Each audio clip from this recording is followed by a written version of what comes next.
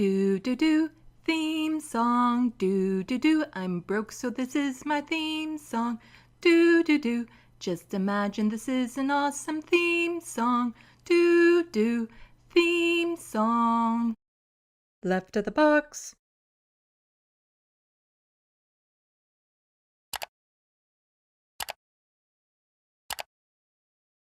Hello everyone, welcome to Left of the Box. Bonjour, bienvenue. I'm Sandy, and with me today is Yves Engler, somebody who is trying to become a candidate for the federal NDP leadership race. Why don't you introduce yourself to my audience?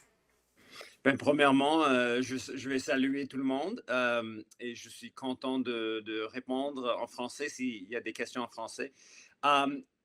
Yeah, I'm 46. I've been active in social movements, mostly here in Jojage, Montreal, for the past 25 or so years. And I'm author of 13 books, co-authored a couple of those, mostly about Canadian foreign policy, a couple others about student activism and the private automobile.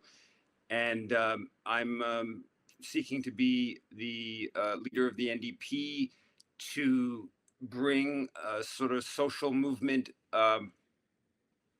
into official politics and to bring a more expansive critique of the state of the world. I think that when you look at the rise of the billionaire class, people with tens of billions of dollars, and the incredible inequities alongside ecological damage that's just stunning. It's in large part because of the forces of capitalism, and there is no one in official politics saying that. And I am running on a platform of economic democracy, of degrowth, of land back, and also, of course, on a number of different foreign policy issues, which we can discuss if you want. Okay, I do have questions about foreign and domestic issues, but before we do that, I just want people to know, so you're not officially a candidate for the leadership race yet. You're just wanting to become one. There's a process in that. Would you mind just briefly telling the audience about the process of becoming a candidate? Yeah, so the race hasn't officially begun. It will begin on September 2nd. And to become a candidate, you have to have 500 NDP members that sign your nomination. That we won't know the specifics of how to do that until August 20th. And the 500 is based upon some equity criteria, regional criteria, age criteria, and also you have to pay a $1,500 non-refundable vetting fee, and you have to provide the first $25,000 of what will be $100,000 to participate in the race. The NDP will also take 25% of any other funds that candidates raise beyond the 100,000 they take. And so it's a pretty high bar to participate in the race. And there's also a vetting process that gives a handful of NDP backroom players basically the ability to reject candidates on the grounds that they don't fulfill the NDP's values. And so there are people who are saying that I will be blocked from actually participating, even if we raise the money, this high bar of fundraising, and the nominations, which is a little bit less of a difficulty. And so, but yeah, so some point in by mid-September, we will, or before that, we will have formally put in for the candidacy, and we've already done a whole bunch of process. We're already in discussions with Elections Canada around financial questions of financial agent and all these fundraising questions that are not too interesting. But yes, so at this point, I'm not a candidate, but I have been now announced about 5 weeks ago, and we have a fairly significant structure. About 600 people are already signed up to volunteer, and we have 6 or 7 different committees that are dealing with everything from policy to communications to fundraising to touring, etc. Yeah, I have a bit of experience with the vetting process of the NDP when I was trying to become a candidate, and I was literally rejected because they said I have a sense of humor and tend to speak my mind. So I strongly suggest don't be funny. Just lose your sense of humor right now. Just get rid of it. Don't be funny. If anyone in the audience laughs, then you're screwed. Well, that's not a very good comment on the state of political affairs or internal affairs within the NDP, but Hmm. I'll take the council. Yeah. I might have more questions about that a little later, but I also want to get to why did you decide to run? Like, just it is like a monumental task with the amount of money you have to raise for a group that used to be known as the socialist group, and for the workers, it's quite the high bar for the average person to just get involved. So, why did you decide to take this step? Yeah, I should point out that the last leadership race in 2017, it was $30,000 that candidates had to raise, and then in the previous one was 15,000. So it is quite a big increase in fundraising for the party to participate in the race. And of course, the party has financial difficulties, and so there's an element of it's just they need money to pay for things. That's understandable. But the other side to it is, I think it's a way to box out candidates that might bring more critical perspectives about NDP policy and where we should go in Canadian and international affairs. To be honest with you, I received a phone call from the Barry at the Socialist Caucus, which has been part of the NDP for many decades, but is not. It's not it's kind of a marginalized group within the NDP structure, but they have been there for, I think, since the late 80s. And so I initially was like, yes, thanks for asking. This is not on my radar whatsoever. And I have lots of stuff I'm doing. I have two young kids, and there's just more than enough. I'm very active, particularly on the genocide in Gaza, but also on Canadian militarism and stuff like that. And so my initial was to say, yeah, there's almost no chance. And I didn't, and I told Barry I'd respond with a definitive no, in the coming days after the initial phone call. I actually didn't get back to him. And I kind of, to some extent, almost kind of forgot about it. He called me back and pushed it. And I still was thinking about it. And I basically got back to him soon after, said, okay, I'm into doing this. And the reason what turned over a few week period, what really turned my opinion on it was that there's two issues. There's the genocide in Gaza, the Holocaust in Gaza that Canada's backing. And I've been working on that, and I'm written about a book on Canada, Israel going back 15 years ago. And I have, both lots of activist and I guess written credentials on taking that issue on. But the other issue that was building and is building still is the whole question of this radical militarist turn that Mark Carney has been pursuing over the last weeks and months. And it really is a radical turn. There was a CBC article a couple of days ago saying that they're trying to get $9 billion out the door on military spending by April. Like the military budget's been increasing significantly every year over the past all of Trudeau's time in office, but Carney has just announced an extra $9 billion to hit this totally arbitrary 2% of GDP threshold, and they don't even know if they can get it out the door in the next 7 or 8 months. And so this is not just for people who've been following Canada's complicity in these crimes in Gaza. Basically, what we're doing is we're giving these monsters, and I use that word purposefully. The people who've enabled these crimes, and this isn't just the Israeli state. Yes, of course, Netanyahu is a monster, but this is Biden and Trump. This is Trudeau and Carney, who have been enabling these crimes in Gaza. What we're doing is we're giving them a whole bunch more money to be able to wage violence internationally. That's what increasing Canadian military spending does practice. That's the best.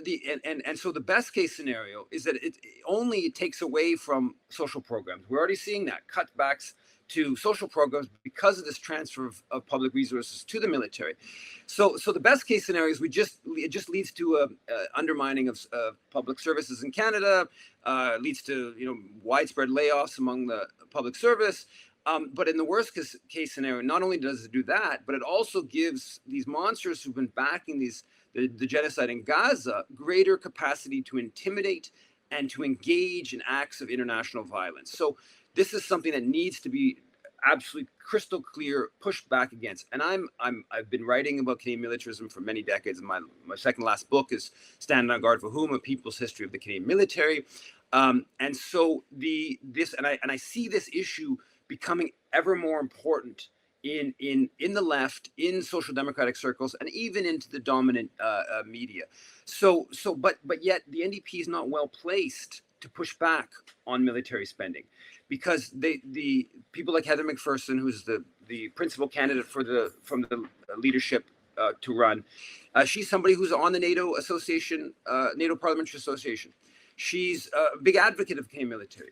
She's been promoting the NATO proxy war. She's been promoting conflict with China. She's been demonizing Iran. She's been laying the groundwork for what is used to justify this massive increase in military spending. So she's not well placed. And broadly speaking, the NDP is not well placed to push back against this radical increase in military spending that is not only a threat to Canadian social programs, but a threat to the world. So the combination of the Holocaust in Gaza, this shift in military spending, these are two issues that I'm well placed to push back on.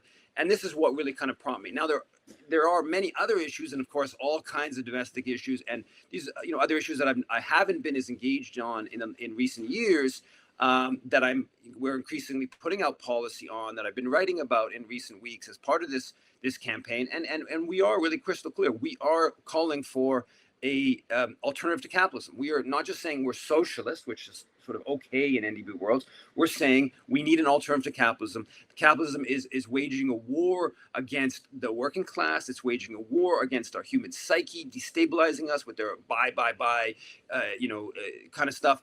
It's waging a war very clearly against the environment and the devastation. You look at this recent stuff around plastics, just the horrors.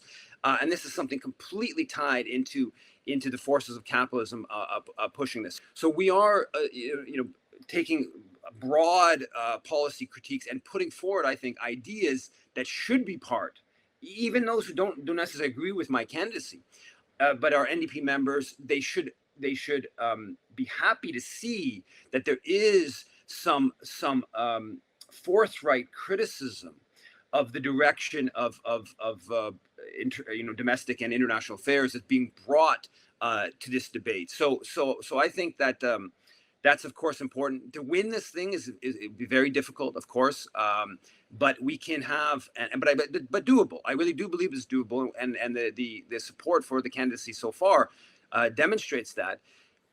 But we can win without even winning, right? We can win by having a real impact on the debate within the NDP, but even more broadly within the broad sort of progressive or social democratic sector of Canadian society.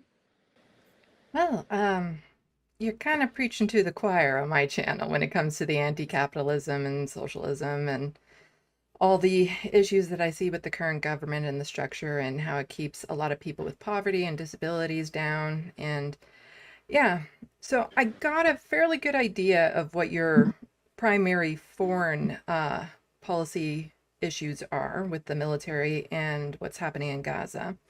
But what do you think is the most pressing domestic issues for Canadians? Housing is the most pressing domestic issue. I think that's very clear. It's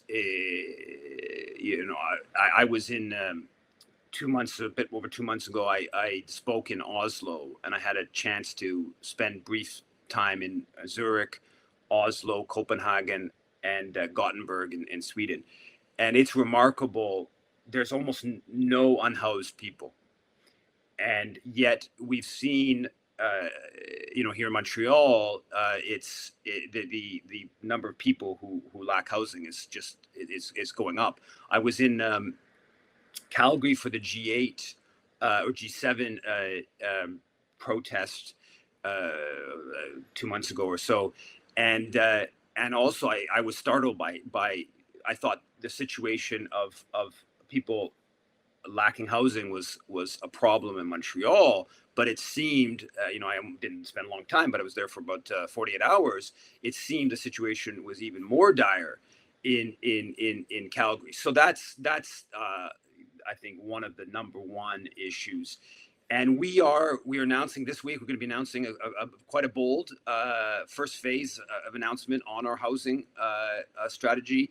And I can tell you right now that it's not what is going to be the norm within the NDP so far, in terms of directly going after the power of the financiers that are gobbling up ever more rental properties. That it's basically just the real estate investment trusts that have basically skyrocketed, non-existent in the mid 90s, and now own a few 100,000 units across the country. They've been a pressure. We're going to be calling for a proposal that's tied to basically a national emergency in housing, and take it seriously. That gives some added powers to the government. And that includes, unfortunately for the capitalists, that includes some expropriation.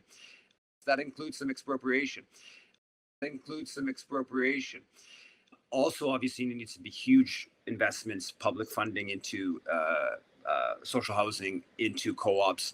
This is known. The cutbacks that happened 25 years ago, 30 years ago. We knew it would eventually catch up. It's increasingly is catching up. The attacks against rent control further leading to just skyrocketing in rental prices. So I think housing is central, and the militarism of Carney, this business of hitting the 5% of GDP on military spending or so-called defense spending, that is tied to the NATO target that Carney agreed to. He's already he's increased the military spending substantially, concretely, but then his plan is to go even higher in the coming years, and all that money, all of that, and some of the current spending of the military should be going to things like public housing and assistance for co-ops. So I think housing is central. On the ecological front, we need to shut down the tar sands. And we don't need to, first of all, we need to use the word tar sands, which the oil forces of oil have taken out of the lexicon. And we have to, is it 2 years? Is it 5 years? We have to put forward very clearly that this is a climate emergency. We're talking about hundreds of thousands of people who've been displaced by forest fires. They're talking about security as if it's Russia or Iran or China that might invade. The people who've been displaced from their homes, I mean, that's the real security issue, is the climate crisis. And we are unfortunately far past dealing with it. What we are in a situation of is how bad are we going to make it? And so every added carbon emission is just making the situation worse. So we are in a matter of kind of mitigating the worst of that. But I think that it's very clear we have to be talking about shutting down the tar sands, and we have to be demanding that every single NDP leadership candidate tells us what they're talking about. Because people say, oh yeah, we want to, the oil sand. First of all, you refer to oil sands, but they won't give any timeline. I'm not saying it's an easy thing to do politically speaking, but there has to be a clear that our objective is to shut these tar sands. And in fact, what's happening is they're just increasing it, extraction.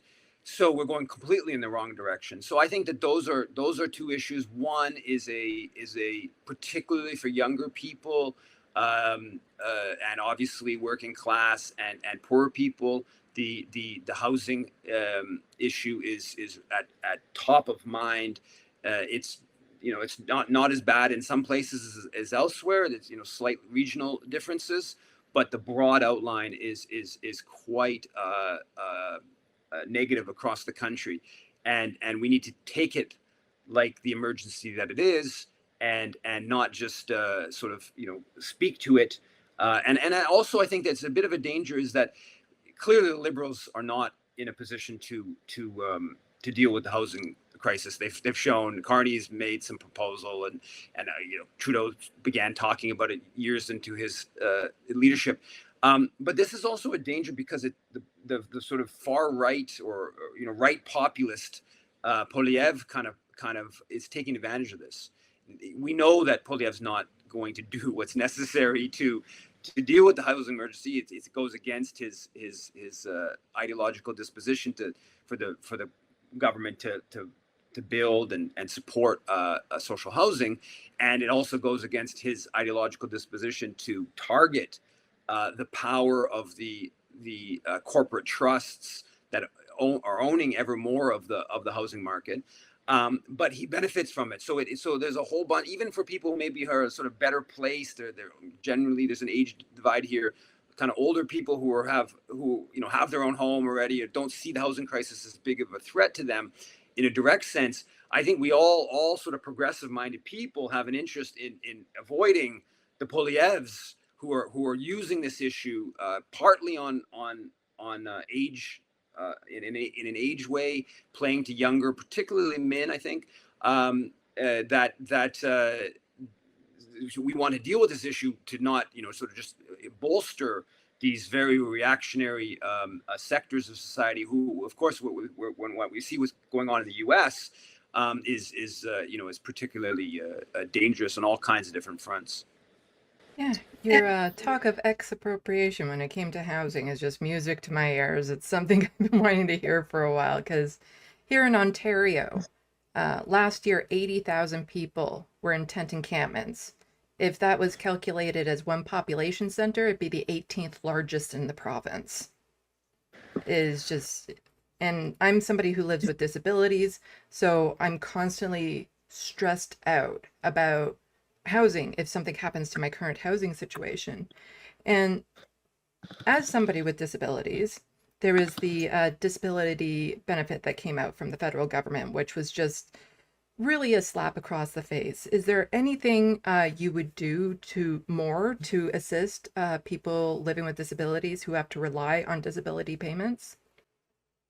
Well, the first thing would be to significantly increase the sum. I mean, it was a joke amount, and I think that the $2,000 a month would be more in the range of a minimum kind of payment rather than the $200 a month. So I think that's the central issue and I know there's lots of criticism of how the NDP basically went along with this, Trudeau on this front, and so I think that's essential. I'd be curious to hear your proposals in terms of elaborating a more extensive policy on that front, but certainly a greater commitment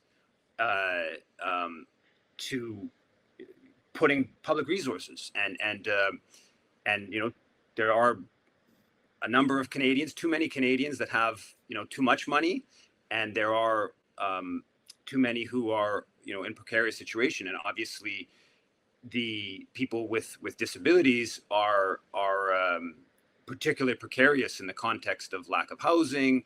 I think that as a general rule, it's the expansion of social entitlements provides a greater safety net to people with disabilities. That's important. The kind of broad policy front, and then of course the targeted interventions like the benefit, but the benefit has to be has to reflect the actual reality of costs and the precarity.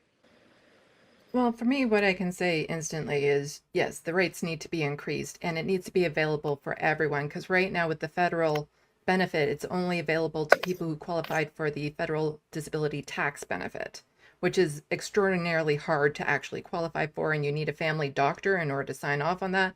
A lot of people don't have that. You have to pay your family doctor sometimes to do this. And if you're living with dire poverty, that can be an issue.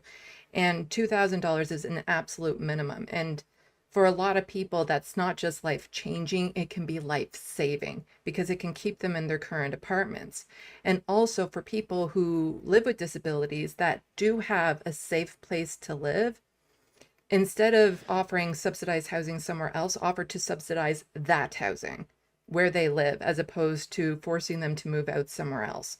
Because it's not just a matter of the people who have gone unhoused. There's so many people that are right on the edge of going unhoused because of housing. And so if you can give them the security of at least stabilizing the housing that they're in, if they're in a place that, is healthy for them, that would go a long, long way. And that also brings me to the questions of healthcare. And I know a lot of people will always scream jurisdiction when it comes to healthcare and housing. But one of my frustrations right now with it is knowing that it's a little bit of both federal and provincial have a little bit to do with it. And federally, they're supposed to be cracking down on things like provinces privatizing the healthcare system. And I'm not seeing anything coming from the federal government with the Healthcare Act. Is that something you would tackle when it comes to really enforcing that provinces quit privatizing our healthcare? Yeah, and it's particularly bad here in Quebec. The number of doctors are going into the private sector, and they're basically really enabled to jump back and forth, and that's making for a seriously massive increase in the private services in the health sector. And the federal government does have the power to make that make that very difficult for provinces to do by the transfer payments, by the money, and they should be pressing. I don't think that the Trudeau Carney Liberals particularly oppose the privatization of healthcare, and so they've taken a very hands-off approach on that. And obviously, there's different provincial governments here in Quebec. One that's very sympathetic to the privatization, and that needs to be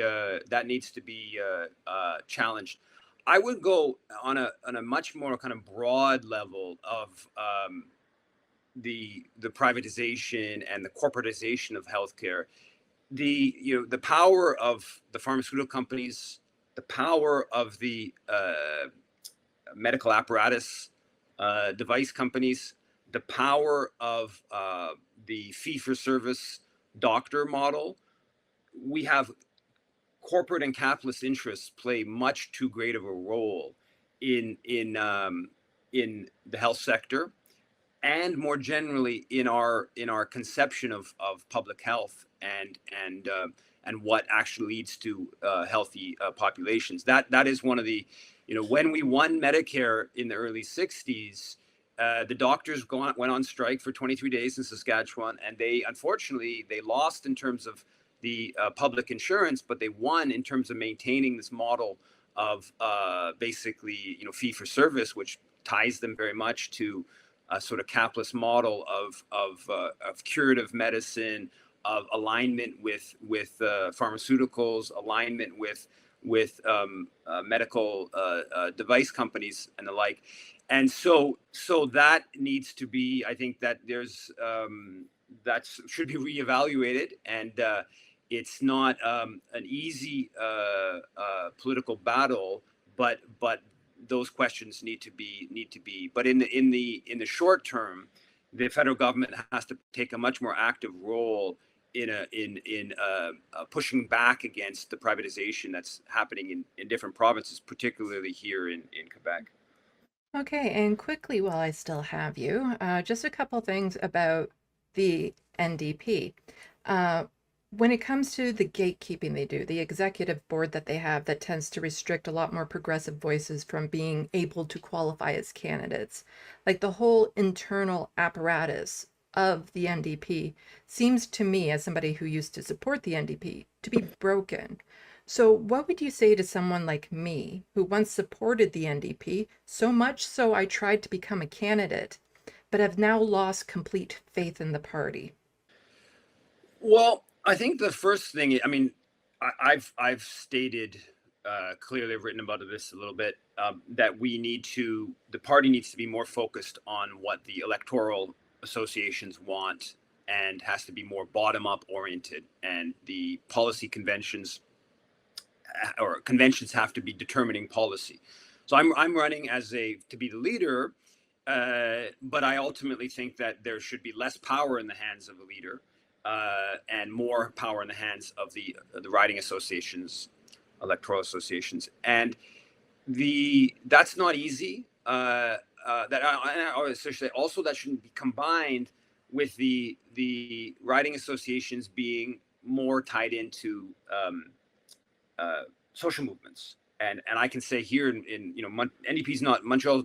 NDP's not a power hub, but I've seen basically no NDP participation at all these hundreds of demonstrations against the genocide in Gaza.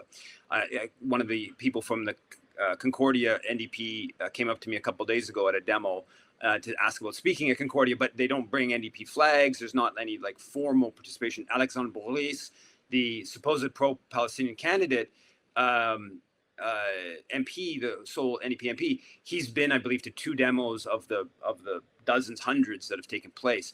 So there needs to be a desire to get closer to the social movements, and that's actually part of what brought the CCF, got the CCF to bring in Medicare. It was not, was on his fourth term when Tommy Douglas finally moves forward with Medicare. It's not right away. It's because of the pressure of the social movements, of the unions, community groups.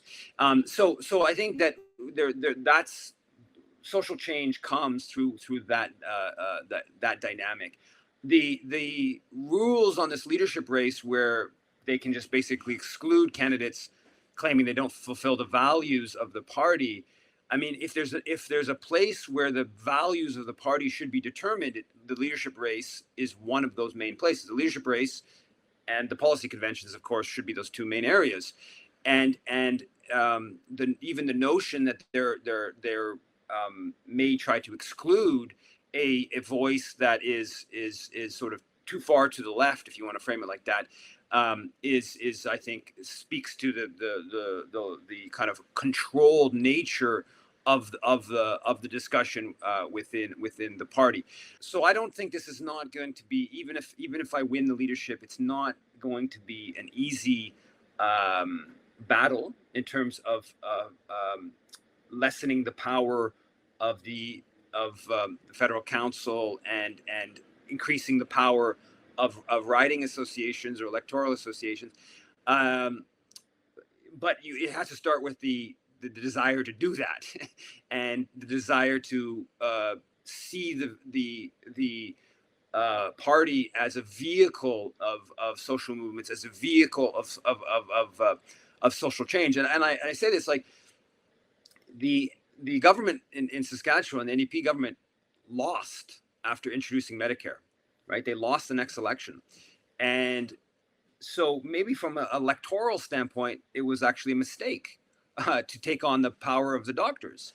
Now, from the standpoint of Canadians and the long-term health of the party, clearly introducing Medicare was a good thing, right? And so I think some of that dynamic has to be understood, that you can lose and win. And that can happen, in a leadership race. That can happen as a party that is in opposition. That can even happen as a party in government, where you introduce legislation that is a win for the history books will show very clearly was a positive step forward, but you actually might even harm you electorally. So I think that's some of the way we need to be looking at it. But I know there's lots of people, for all kinds of good reasons, that are not don't have much trust in the NDP, and don't, quite frankly, they're like, oh, I like a lot of what Yves says on different issues, but I'm not going to devote any of my energies to engaging this, because it's just a time suck, or it's a lost cause to get involved with the NDP. I do believe a lot of people have said, well, why don't you try to set up an alternative party? I was in Oslo, as I think I mentioned a little bit ago, about 2 and a bit months ago, to speak at an event that was put on by this new party that had broken away from the more left-wing party over the question of NATO and NATO and Ukraine, and this party, their goal, they just had big success in the media there just before I arrived, and their goal was to get 1 or 2 representatives in parliament. And Norway has a very elaborate proportional representation system. We don't have that, and so the notion of setting up a new sort of let's call it an anti-capitalist party, or some further to the left party, the ability to get representation in parliament is just it could happen somewhere down the road, but we're talking about years and years, maybe decades even, and so our electoral system just doesn't really facilitate that. It should be changed, and it should facilitate that, but in the here and now, it doesn't.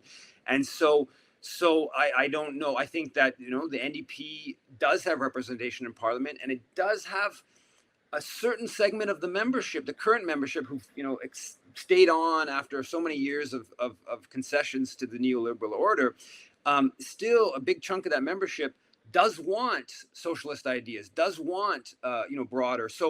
So I think that in that kind of context, the NDP is the vehicle in the political party realm that is sort of best placed to sort of bring forward the more kind of radical policies that are desperately necessary.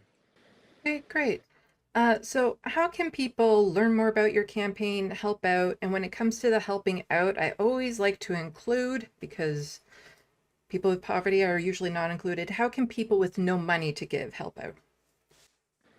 Yeah, well, we are running a we're not allowed to raise money essentially right now. We're on the, hopefully we'll have a bank soon. So right now it's all about people power. And like I said, there's 600 people have already volunteered. We have committees dealing with 6 or 7 different areas. People can check out the website, eveforndpleader.ca, eveforndpleader.ca. You can sign up to volunteer in different committees. You can sign up just to be on our mailing list. So when the race formally begins, you can engage. There's leafleting material on the site, so people can engage in that way. Right now, we have a whole sort of Palestine-focused leafleting strategy, and then a general leaflet that's more kind of broad left issues. People can share the materials online. We're moving towards setting up groups in different cities or communities that will be basically like local groups that are organizing as part of this campaign. So there's a whole bunch of ways people can plug in. And the first step would really be to just check out the website, eveforndpleader.ca. And if people have ideas, if they have, like I said, there's different committees. You want to help in shaping the policy. There's a policy committee and 6 different subcommittees of the policy committee shaping the different policies. That's all going to be introduced in the next little bit here on the website. So yeah, people can check out the website and send an email to the email address that's there. Okay, wonderful. Well, thank you again so much for coming out. I really appreciate this opportunity to talk. Thanks for having me. Yeah. Salut, à la prochaine. Thank you for watching and stay tuned. I'm Sandy, wishing your tomorrow is better than your today. That's how I end all my videos.